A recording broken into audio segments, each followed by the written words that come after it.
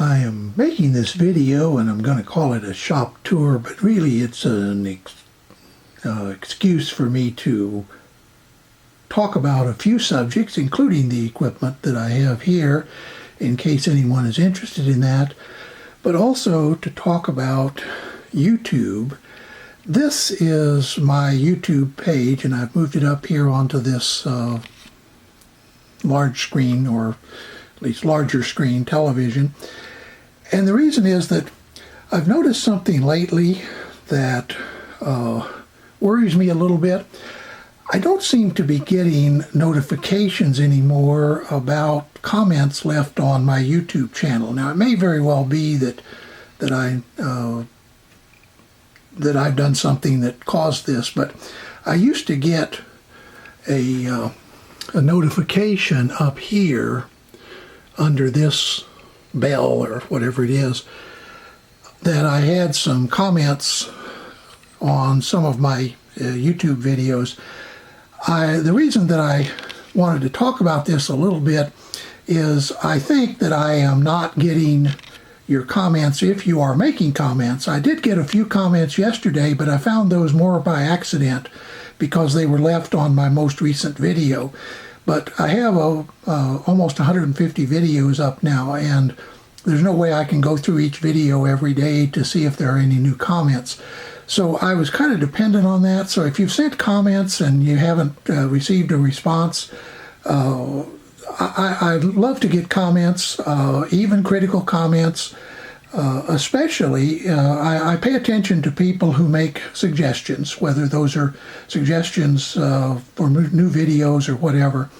And even someone who is critical, I pay attention to that if they tell me why they are critical. In other words, I didn't like your video because you didn't show this or whatever.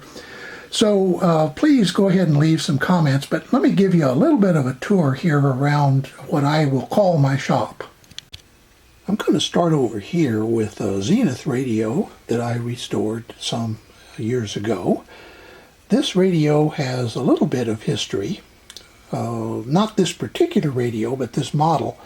I saw in a little video, apparently Edward R. Murrow had this exact same model radio in his New York apartment during World War II. And since he was one of my heroes, I looked for one. I found it. Obviously, I have no reason to believe this was the exact radio, just the same model.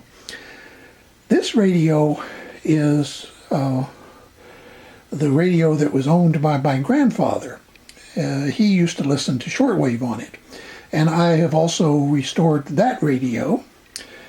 Over here is a transoceanic. You can see I'm a big Zenith fan, that I restored 5-6 years ago. It's pretty nice. It's a little bulky these days, but I've got some better radios for carrying around, but nonetheless it's a favorite. And you may have seen this one before. This is an SX71. I'd like to restore it. It works, but I would like to do a little more restoration like I did on the SX62A. So now let's take a look at some of the equipment. I apologize for the lighting. Over here is the some Sencor equipment. At the bottom is the Sencor generator that generates AM and FM multiplex signals and other things useful for FM tuners and AM tuners. Above that is the power amplifier analyzer that I've shown in some of my previous videos on hi-fi amp testing. And above that is the Rigol 1022 that used to be my primary arbitrary function generator. I still use it. It's a good generator. But as I noted in an earlier video, I have since replaced it largely with the Siglant that's over there, and we'll get to that in a second. I realize that Rigol still sells this generator, so the comparison that I made between them is still relevant in that if someone is considering looking at this generator and wants to say, well, I don't know whether to buy this one that is still available or one of the newer ones, you might look at that video. Above that is the Tektronix oscilloscope that I used for many, many years. It is a TDS Hope it'll focus. 2024B, 200 megahertz, still a very good scope, and I still use it a fair amount. Above that is a WaveTech sweep generator, goes up to a gigahertz. If you're interested in this in action, you might look at Bob Anderson's channel. It's called B. Anderson TV. He uses this to align television sets. It was originally intended for the cable TV industry, but works pretty well for aligning TVs apparently. This is my old multimeter, bench multimeter. It's a Tenma, works very well. Below that is the Rigol DSA 815, which is one of the two spectrum analyzers that I use. And still further below that is the Rigol DS4000, which has become my primary oscilloscope. Goes up to 500 megahertz and has a lot of features that I really like. Below that you will see a Sencor variable auto transformer that not only does isolation but also allows me to vary the line voltage. It's very useful when bringing up vintage equipment for the first time. And then some power supplies over to the left, a couple of, I think 15 volt supplies, and then a 20 or so volt supply next to it on the left. Those also, the two on the right, have USB power capability, and I use that a fair amount when I'm powering up things like Arduinos and such. Moving still further to the left, and let me turn a little more light over there, is the HP generator, which is sort of my primary source of RF. I'm looking to replace that with a unit I'll show you in a minute, at least for the high frequencies, that is above 2 gigahertz, but it goes up to 2 gigahertz. It's been a very reliable unit. I like HP. This is the Siglant generator that I have used recently. I had a number of videos on it, including how to use it and how it compares with my old generator, which, as I pointed out, is still available. Above that is a spectrum analyzer that I really like. Not that I don't like the DSA 815, but this one is the GSP 730 by Instec. The thing I like about it is not only does it have some neat features and a lot of built-in functions that you have to pay extra for on the Rigol, but it also goes to 3 gigahertz, which is really useful. Above that is the new Siglant 1000 or 2000X oscilloscope that I compared with the 1074. This is a 100 megahertz scope, really nice. I have found Siglant to be very responsive. If you followed my videos on this, you know that I reported a couple of things. Some of my viewers apparently also reported the same issues, and Siglant responded and really, I thought, did a bang-up job in making sure that users were taken care of. They added some new features, provided them as a download for free. So kudos to Siglant. I think they're doing a great job. Next to that is the Rigol MSO 1074Z. That is the oscilloscope I use when I need a fast digital logic analyzer. You see the connector there for that.